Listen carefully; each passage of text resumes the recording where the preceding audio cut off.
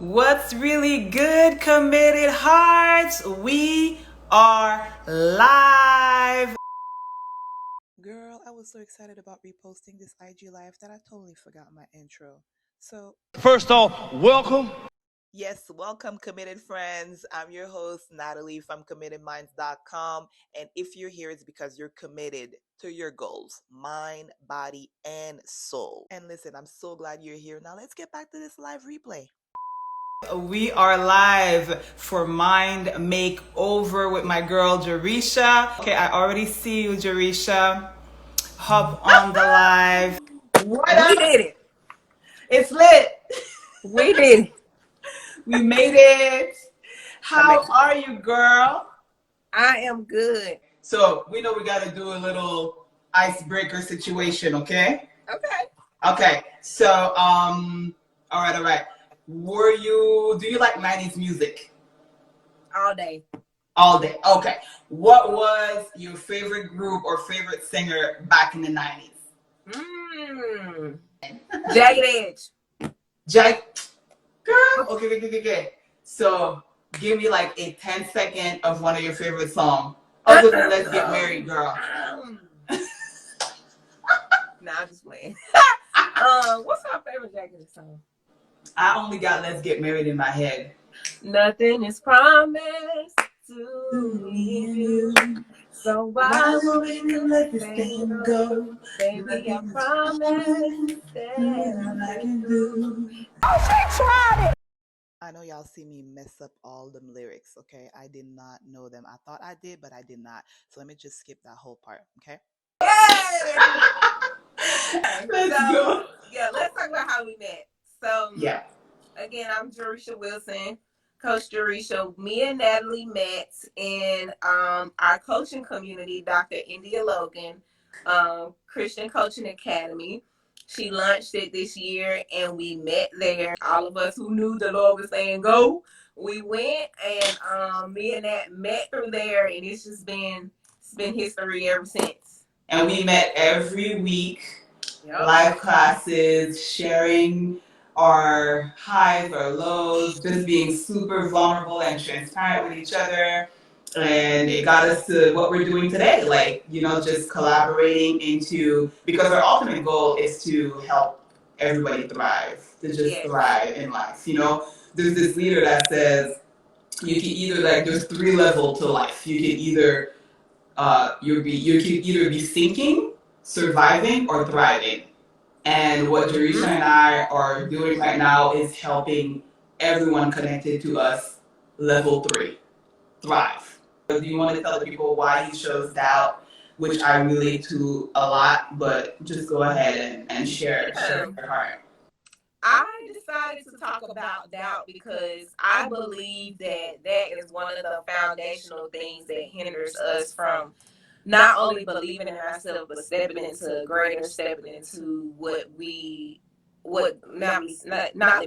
what God knows we can be. Because sometimes we don't catch up to later.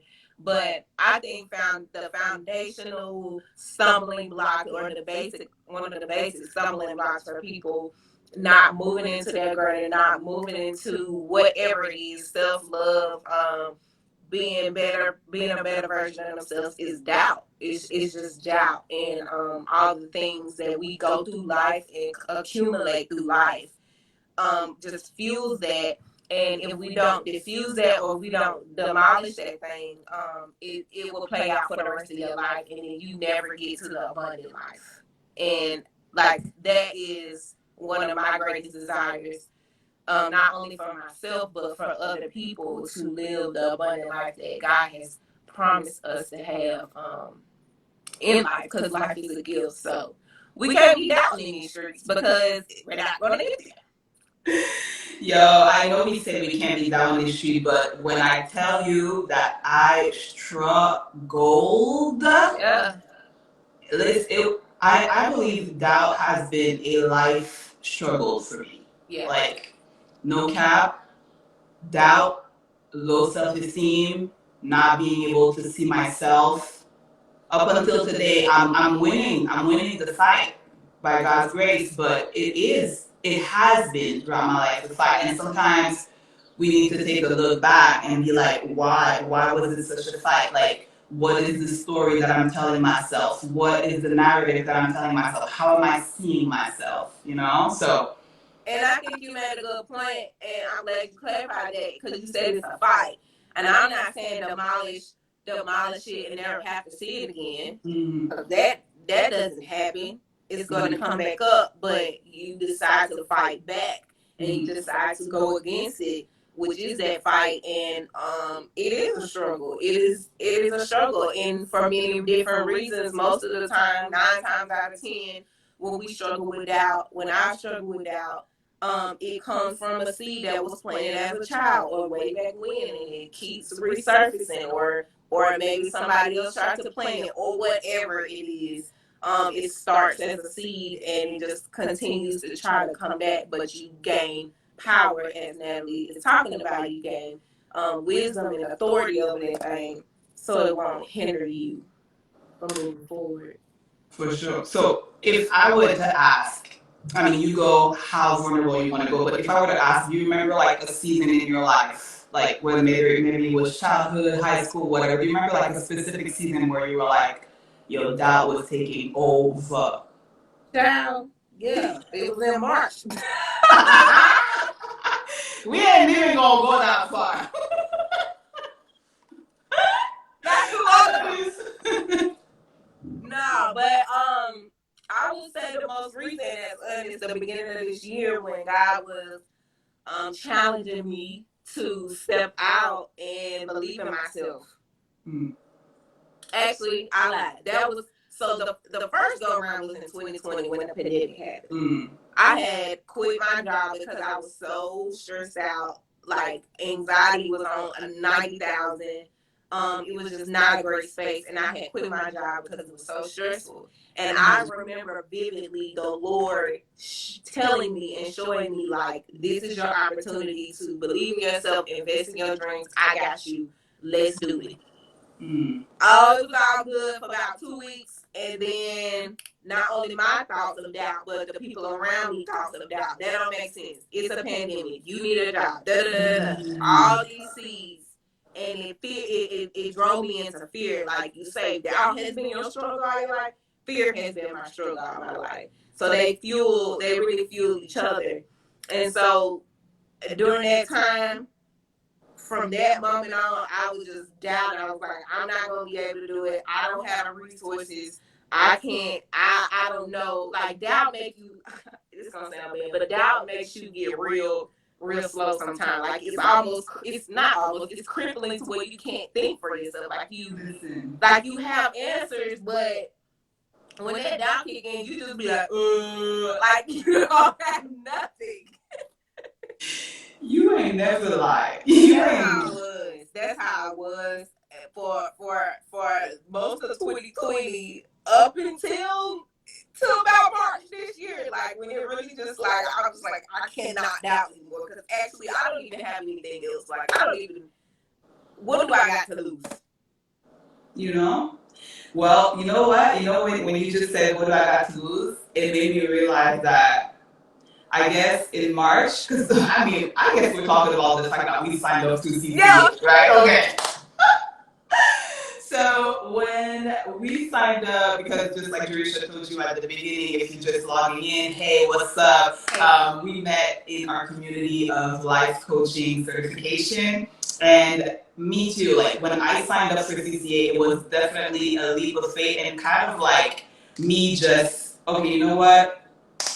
Putting like a blow to fear of failure, like just putting a blow to self-doubt because I was just like, okay, where am I going next? But I feel like us punching doubt in the face was kind of like ultimatum. Like, okay, you know, I'm like, there's no other way to go, or if I don't do this, I'm just gonna stay right here, and I'm not about to stay right here. So, like, we're just gonna move forward, right? Yeah. But yeah, throughout my life, like I said, self-doubt has been pretty much really heavy and fear as well. And I guess ever since I decided to take that entrepreneurial approach to my career back in 2016, the fact that I entered the entrepreneurial realm in a team setting. You know, I was part of the team in the fitness club that I was working at. It was always like a team setting. I was never solo because I did not think that I could do anything solo.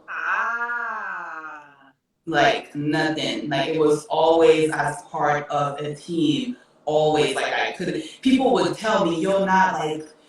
You could do this, you could do that, like your energy, nah, nah, nah, nah. And I was like, no, I'm good, it's okay. It's okay, I like us together, everybody, you know? So I just didn't believe that I could do anything on my own. And then just so happened that I kind of lost the team and life happened, and then 2020 happened, and then the Fit Club closed, and then, you know, and then, but still, I was with a partner and I couldn't see myself. And then I remember having a conversation with him where he was like, at the end of 2021, he was like, okay, so I'm going to go about with this project. And I really feel like you have to go with what's on your heart. And at first, I told him, I'm like, so you're just going to leave me hanging? Like, so this is it? Like, really? And I felt some kind of way. But then the way he's so diplomatic with it, the way he approached it to be like, there's really something on the inside of you that you need to like, you know, just pump into, like, you know, just pause and really get deep into that. And that's how, that was, I remember December 30th, 2021. Wow. December 30th, 2021, I was left in the wind. And then on January 1st, I got COVID. So I was out for like 10 days. And then like January 17th, I was like, okay, what am I doing with my life now? Like, it's the first time that I'm solo. What am I doing? Yeah. You know, like, what's up? And then in February, like, I got like, because just like you said, you're like, so I was like, I just continued doing a bit what I was used to, which was fitness and giving online classes and whatnot, but it wasn't it, you know? And then in February, when Dr. India jumped on live and talked about CCA, I was like, is that God? I mean, I was always into, you know, emotional intelligence and wanting people to thrive. So, you know, let me just go ahead. And that's how. And now 4 months later, look at us. You know what? God is good, because it's just amazing how even though doubt has been a struggle, like you push through that thing, and it's us, like, I don't want to say it like that, but I do. It's almost like a stepping stone to the greater. Like, okay, I have to experience doubt to get over the doubt, to get into the confidence that I need. Like, if you never doubted yourself, you wouldn't be able to have this testimony. You wouldn't be able to say, I actually didn't believe that this was possible until I got pushed. Yeah, I literally got pushed in the water, and I didn't have nothing else to do or nobody to lean on. I literally got pushed, because I promise you, if my partner back then did not say, okay, we're going to go separate ways, I probably would have still been, you know? So. And that just happened to me recently, Nat. And when I tell you, I'm being real transparent, like, this ain't like years and years ago that I knew, like, this really just happened. So, what is this, July? So I also do hair, guys. I also am a certified braider, and I work in a salon with a partner, okay? Worked in the salon with a partner. She's been doing hair for 20 years. She was basically showing me all the game, helping me, growing me. Up until like 2 weeks ago, we had a plan to get a booth together. Up until last week, she was like, I'm not doing it. I don't feel like this is my move. Like, we had already went to see the booth that we was going to. We talked to the person we was going to. Like, this was our plan. We got business plans. Like, this is it. And she was like, nah, I don't think this is for me at the last minute. And I was like, okay. So, And at this point, y'all, I'm still building my clientele. I don't have like a solid base. I do what I do. I go and I show up and I have clients that come, but it ain't like I ain't got like clients out the butt. Like I'm building. And so I went through that period of like, okay, is this my opportunity to grow? Is this my opportunity to stay stagnant, or like what else do I do? And I just didn't have peace about like not stepping into my own. I was gonna stay where she was at, the salon she was at, to work under her, and I just did not have peace about it. And I was just like, well, God, I guess I'm just gonna have to jump in this ocean, and you got to catch me. And the same week that I decided that, it's the same week that the shop that I decided to go to opened up a booth, and it was the price that I asked for. You hear what I'm saying? So I'm like, I can't ignore that. Like, when I initially inquired about it, the booth wasn't even here. After I inquired about it and prayed about it, it was like that was created for me to go move into that. So how can I not? You see? Like, listen, you know what? I think you've heard it before. Sometimes rejection is redirection. Right?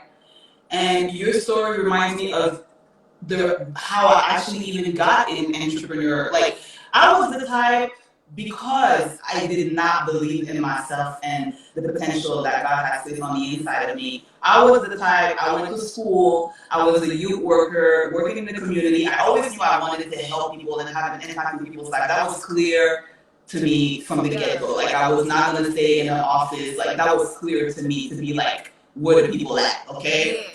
But I was like, I'm already like a youth worker. I've gotten into management, managing programs and whatnot. My plan was just to stay in the system and just, go up the ladder. That was the plan. I had no desire to be in business at all. Okay, like, I did not think I could make it. I needed that check to come stable. You know what I mean?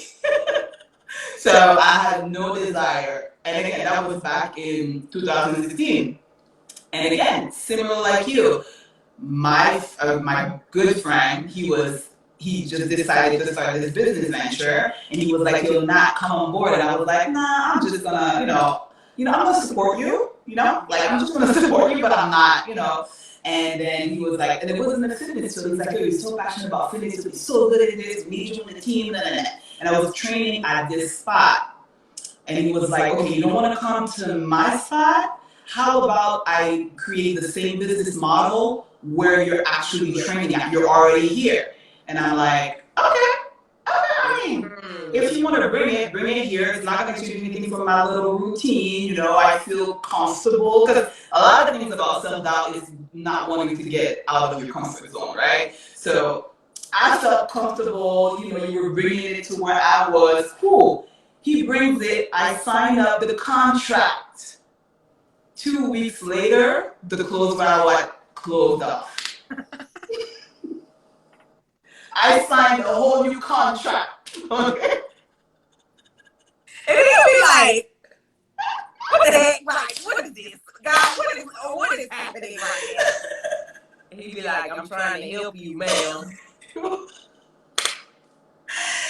And we're sharing these stories so that, like, doubt has stopped us in our tracks, like, all of our life. But still, God found a way to put us on track, because honestly, if it had not been for me signing this contract and being a person of commitment, like, when I sign something, when I say I'm going to do something, I try to live in integrity, so I try to follow through, okay? So, I signed the contract, the place closed down. What do you think I did? I went to my friend's spot because I had signed the contract, right? So that's how I got into the entrepreneurship, the entrepreneurial, all kind of stuff, whatever. And then it's crazy because I really got into it in July 2016, and then by November I had quit my job, right? And I'm telling you all of that to say that if I had not made that step of like, okay, I don't feel comfortable about this. I don't feel confident about this. That was not the plan.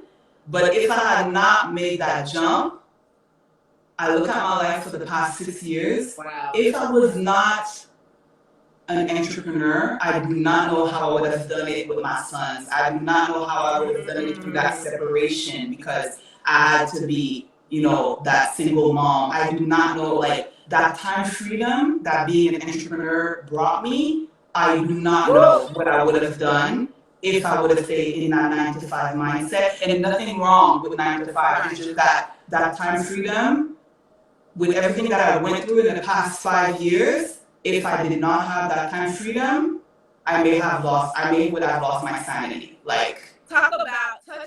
I think that's important. Touch on the time freedom because, before you say that. So, God is awesome because what I heard you say too was that you said that you were committed. You're committed to everything that you do with excellence. That's what I hear.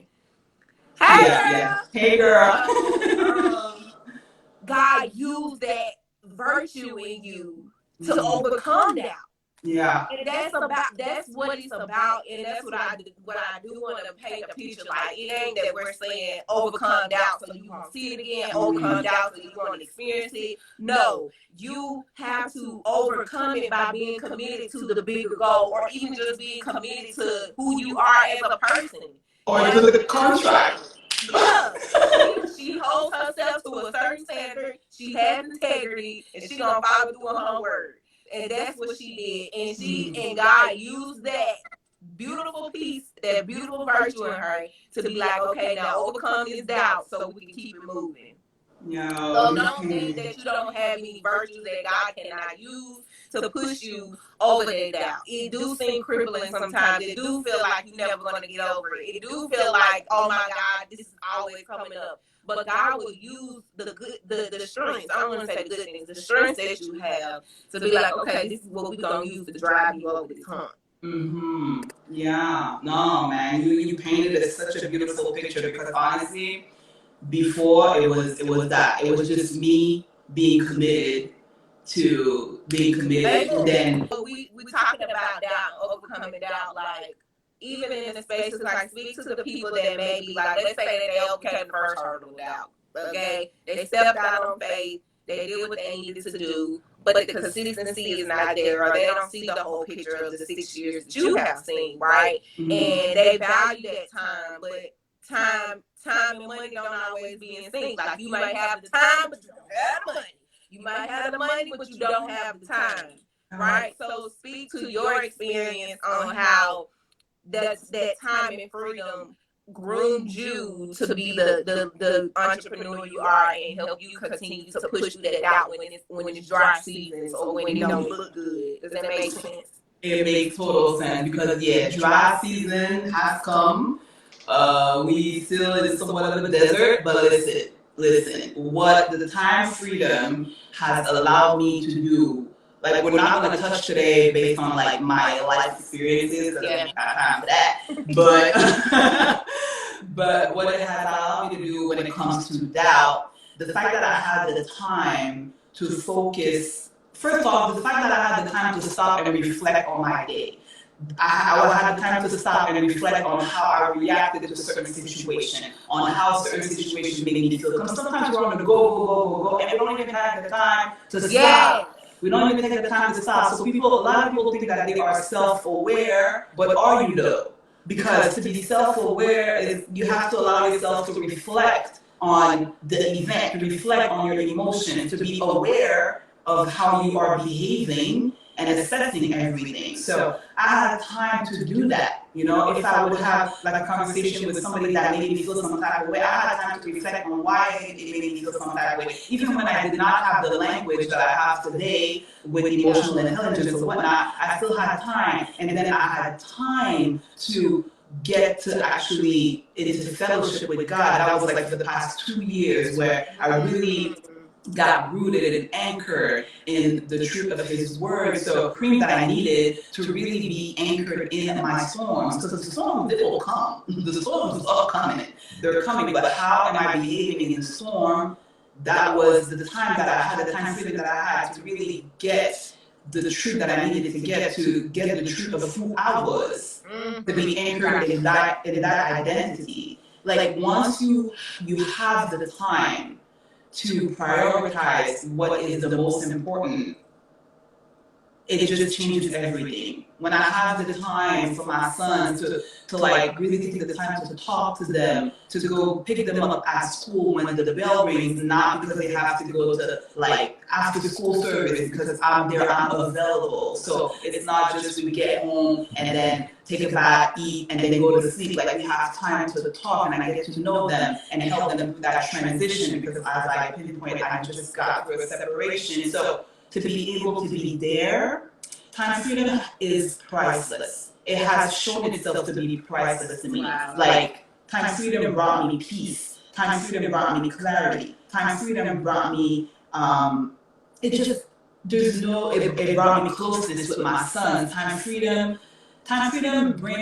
brought so many things that I was like, even in the moments where I would look at my bank account and be like, yo, the devil is a liar. Like, even when I would look at my bank account and think, like, I'm not gonna lie to you, in December, I did my resume. I refreshed my resume. I refreshed it. I was like, okay, well, I guess I go back. You know what I mean? I did. But then in February, I signed up to CCA. So it's like, you know what I mean? It's like, even in those moments where I was there in December, it took me so long to refresh that resume. Well, it took me forever. Even while I was, updating my resume, still, part of me felt like, I refreshed it, but I just never sent it to nobody. Because part of me felt like, that time freedom was just too needed. It was just too, like, everything I was able to accomplish through that time freedom, it's not about like, oh, I can do whatever, whenever. It's not about that. Yeah. It's what I can do with that time that it's just priceless. That's good. I'm glad you spoke to that. It's like that was like you got through when you overcame that doubt. Look at all the other things, the other blessings that were on the other side of doubt that you never knew that you needed. Come on. Yeah. No, that you never knew. So, wow, that's powerful, man. That's really powerful. And I'm glad you spoke to that. For real, like through that time freedom, through that time that I had, and I'm not saying, like, I don't want to put so much emphasis on time freedom, because I don't want somebody that has a lot going on to think that it's not achievable for them, It's all about prioritizing that time. We all have the same 24 hours, and trust me, I have a lot on my plate, But when you make the time, especially, I feel like a lot of people go through life without language, without knowing, like, coming into their own, But when you make the time to find the language to express what you're going through, to come into your own, the identity of who you are, you get to rediscover yourself. We're called to evolve past the doubt, past the the low self-esteem, past the low self-confidence. We're called to evolve, but we have to get rooted in who we are, and not who we think we are, or who other people think we are. Like, it's like really who we are, and to see ourselves in that way. And that's what I was able to accomplish in the past 2 years, I would say. It has been way more clear to me, made it really possible for me to overcome doubt in so many ways, because doubt, like Jerisha said, doubt will always be there. But then I have like 3 questions. Like, there's one question that comes whenever doubt comes, like, is this true? Is this true? Yeah, let's get into those practical tools. I wanted to leave you guys with practical tools. So if you have a pen and paper, go ahead, Jerisha. Why don't you go with your first one? For sure. So the first one, you guys, is Natalie touched on it earlier, but challenge your thoughts.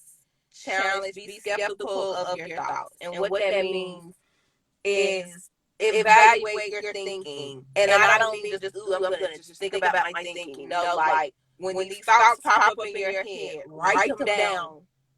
and look at them and challenge them. Just like that said, is this true? What is it speaking to? Is it speaking to doubt? Is it speaking to joy? Is it speaking to strength? Like, what is it speaking to? And just to even practical example from myself, I remember when God gave me this practical tool when I was going through anxiety really bad. I was just journaling. I've always been a journaler, but I was journaling about all the doubts, all the negative things like Dad said about myself. And God literally, I remember He was having me scratch out stuff and reword it, or scratch out this and put this. And I was like, I know this guy, I don't do this. Like, this ain't me. And it was good. I was like, God, thank you for that. Because it was like He was saying, like, no, this is the truth. This is not true. This is the truth. This is not true. Trash that. Keep that. Like, you have to evaluate what you're thinking. And it's not always going to be easy sometimes. And sometimes, if I be honest, it's going to be luring to even, be attracted to the doubtful thoughts, because that's what you're used to, and it keeps you in this pit. And that's going into emotional intelligence. But evaluate what you're thinking, write it down, and keep the truth, throw away the stuff. And if you feel like you can't decipher that, call somebody who can. Exactly. Yeah. Does this sound condemning? Does this sound like I'm bashing myself? I can't tell the difference. Find somebody you trust to ask them, because sometimes we are so warped in our mind that we literally can't even tell the difference.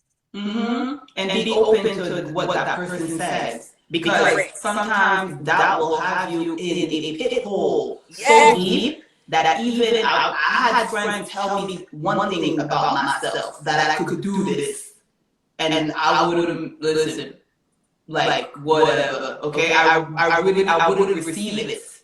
Be open when you make that phone call or when you send that text. Be open to receive the love. Be open to receive the encouragement. Be open to receive the cheerleading, because they probably see it in you, even if you don't see it in yourself yet. Yeah. And I just want to say that you're gonna be my person when I'm having these thoughts. So if I text you, I'm gonna be there with my pom pom.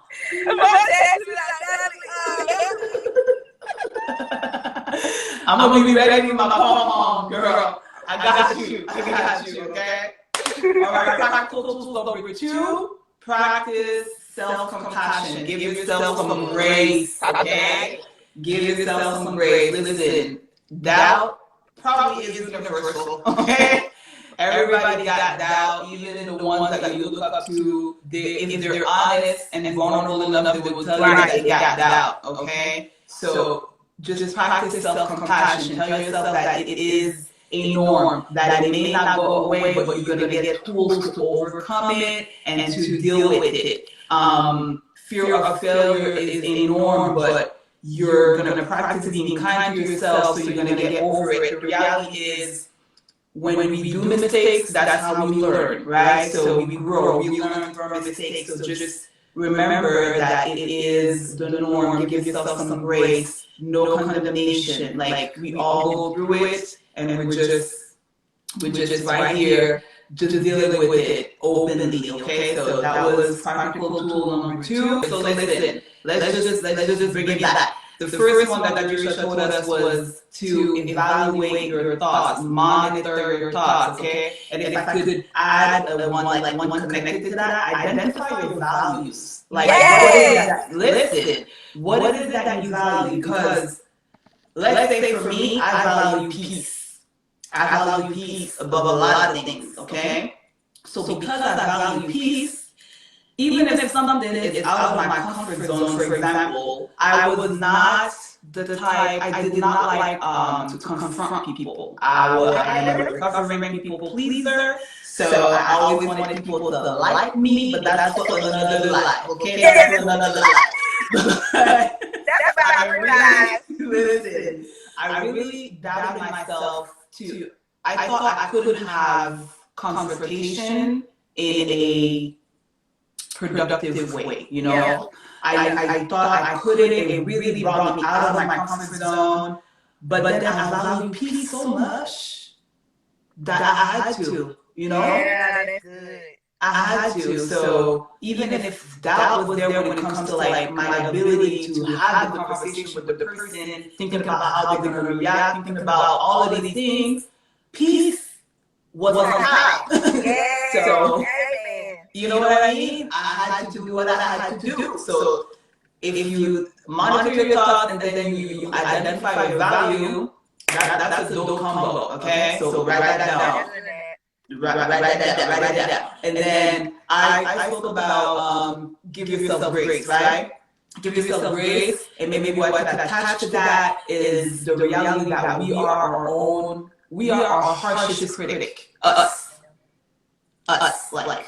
Just remember that. Write that down. I am the hardest critic. I'm hard on myself. Like I don't believe nobody could be hard on me like I'm hard on me. We are our harshest critic. So remember that. Like you will criticize yourself more than anybody else. Okay, remember that. So whenever a thought or whatever comes on, just give yourself some grace. Be like, I'm just being me again, right? And then I have to go back to the thinking. Jerisha said that she was writing everything down.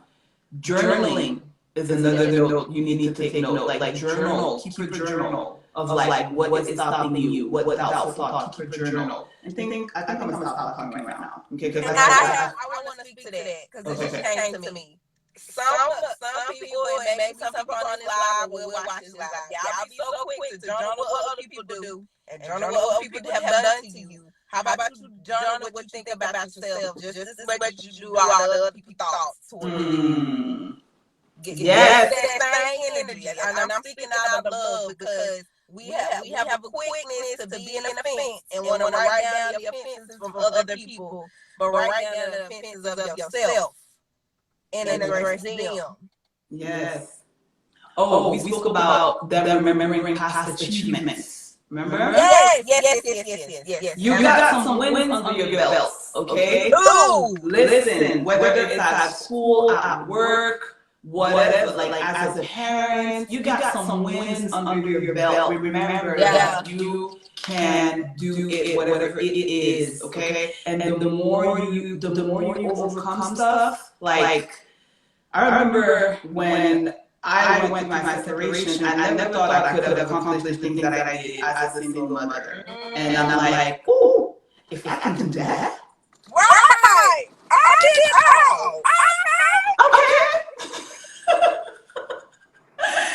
So remember your past achievements. Remember your past achievements because I'm telling you, when we stop, sometimes we don't take the time to celebrate the little steps, the little stuff, and we even think they're little, but they're big. They're big. So we have to stop. We're taught to celebrate big things. That's it. Like celebrate. Like that is something that I have to train myself to do because the little, or I think they're little, and I just be like when I published my book and released my book, I was so confused on why people was like, oh my God. Girl, you're a full-blown author, okay? Author, okay. Yeah, I wrote a book. I wrote a book. And then it was sad. And then it was sad. And I had to evaluate, okay, why are you thinking like that? But I was just so like, okay, I wrote a book, y'all. Yo, it's a whole block party. Like, you know, like this is a life goal for some of us? Girl, you wrote a book. Yeah, I am growing just like y'all, but things that we have grown mature in. That's really what it is. We have matured in those areas and able to pour into you all and give you the tools. We're able to do that. I'm gonna be the one. Listen, cheerleader is my second name. Okay, I like to cheer. I like to cheer. I'm a cheer. So yo guys, we won't keep you any longer. We just want you to know, okay, that if there's one thing that is helping us to overcome, like after all of this, if there's one thing that I know, Jerisha and I, and probably everyone in our life coaching certification and our classmates, is that we know that whatever we have to accomplish is not about us. There are like people depending on us overcoming doubt, you know? There are people attached to what we have to give to this world. Like you have something to give to the world. Like God created the whole universe, and then He saw that the world needed you. Like, there's something you need to bring out here. So don't let anybody, any enemy, or even the inner you kept you out of what God has intended for you to do here. Like, you are the solution to somebody's problem. Like, and you know what? We know when there's more in us that needs to come out. We sense it. We know. We may not know how to go about it. We may not feel comfortable, but we know. Right. We know. So if you feel that there's more, there's more that can come out of you, more than what you are currently doing. Listen, just get surrounded with people. That was another point that we spoke about. Get in a community of people, supportive people, a community of people that want more out of life, to like talk about impact or whatever, but just get surrounded with people that will fuel you to reach for more, to go for more, until you have that fuel on the inside of you for your own self. That's right. Like you need to be filled yourself in order to feel other people, and you can't show up empty because one quality. Because we cannot be our best self by ourselves. Correct. Correct. Okay. Period.